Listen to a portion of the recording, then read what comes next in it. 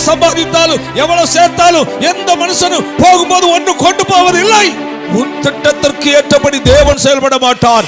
உன்னை தேவனுடைய திட்டத்துக்கு நேரம் கொண்டு வருகிற தேவனா இருக்கிறார். அப்படிப்பட்ட பயங்கர சம்பவம் தேசத்திலே நடக்க போகிறது. அருமை ஆண்டவர் இயேசு வரப்போகிறார். அதை விளக்கி சொல்ல முடியாத ராஜ்யம். ஆமென். அது மகிமையின் ராஜ்யம். கேட்க ஒருவர் இருக்கிறார்.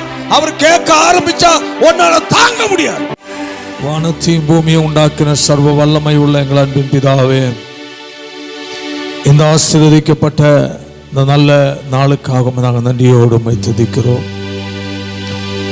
கர்த்தாவே, கழிந்த நாட்கள் பூராவும் தேவனங்களை பாதுகாத்து ஜீவனையும் சுகத்தையும் பலத்தையும் தந்து இன்றைய நாளிலும் நாங்கள் உம்முடைய சன்னிதானத்தில் உம்முடைய முகத்தை நோக்கி பார்க்க தேவன் தந்ததான சந்தர்ப்பத்திற்காக உமக்கு ஸ்தோத்திரம்.